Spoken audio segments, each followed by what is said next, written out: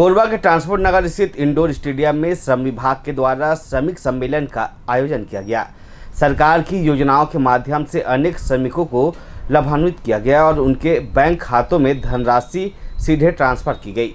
श्रम मंत्री लखनलाल देवांगन सहित विभाग के उच्च अधिकारी और जिले के कलेक्टर इस कार्यक्रम में मुख्य रूप से शामिल हुए। प्रदेश सरकार के द्वारा श्रमिकों के कल्याण के लिए कई योजनाएं लॉन्च की गई हैं और इन पर क्रियान्वयन कराया जा रहा है। योजनाओं में पंजीकरण के साथ साथ इससे लाभ प्राप्त करने के लिए क्या कुछ करना जरूरी है, इस बारे में श्रमिक सम्मेलन में जानकारी दी गई।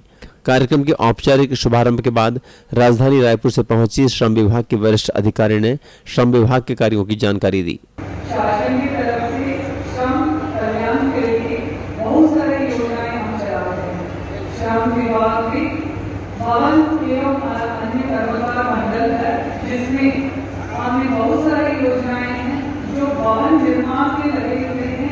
सभी श्रमिकों को हमें योजनाएं चलाते हैं उनकी कल्याण के लिए, और उस योजनाएं के तहत बहुत सारे लोगों को लाभ मिलता है। उसके लिए हम पंजीयन कराते हैं पहले, उसके बाद जो भी पंजीकृत श्रमिक है उनको हम सबको उससे लाभान्वित करते हैं। कोरबा जिलाधिकारी अजीत वसंत ने श्रमिक कल्याण के लिए किए जा रहे प्रयासों पर जानकारी दी। उन्होंने बताया कि कोरबा जिले में काफी संख्या में श्रमिकों को योजनाओं से लाभ प्राप्त हुआ है।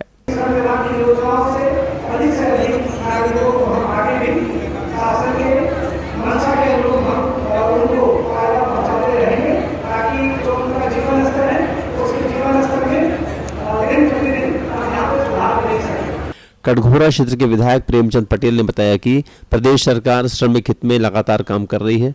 विभिन्न योजनाओं के जरिए श्रमिकों के हितों का संरक्षण किया जा रहा है। योजना का लाभ सही समय पर और किन योजना का लाभ मिलता है सबका और आत्मों को ध्यान और होना चाहिए और हम सबको योजना का लाभ देना चाहिए, जिसके माध्यम से हम अपने परिवार के साथ साथ हम आसपास के परिवार को भी प्रेरित करें।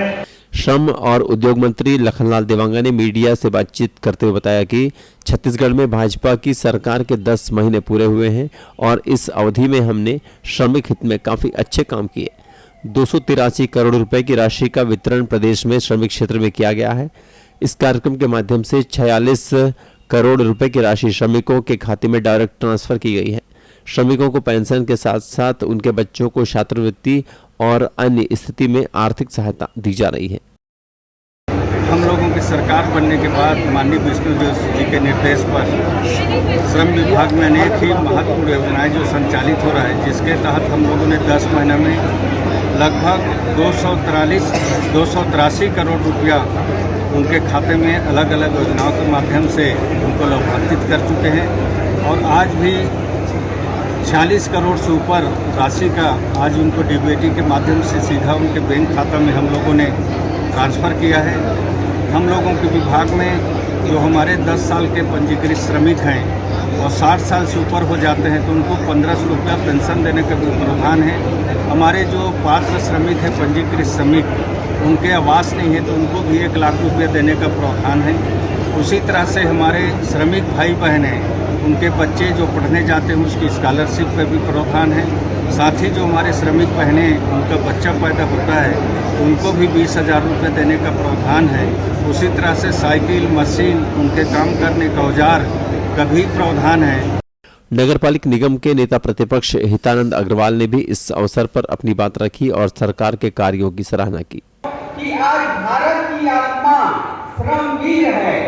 आज हमारे जो शरीर की बनावट है, शरीर में हाथ हो चाहे आँख हो चाहे दिल हो चाहे आत्मा हो, अगर शरीर का हाथ व्यापारी वर्ग है, अगर शरीर की आँख डॉक्टर वर्ग है, अगर शरीर का मस्तिष्क अधिकारी वर्ग है, तो इस शरीर की आत्मा श्रमवीर है। श्रमिक सम्मेलन में जिला भाजपा अध्यक्ष डॉक्टर राजीव सिंह सहित पार्टी पदाधिकारी, श्रम विभाग के अधिकारी और काफी संख्या में श्रमिक उपस्थित रहे। ग्रैंड न्यूज के लिए इमानुएल तांडी के साथ तरुण मिश्रा की रिपोर्ट।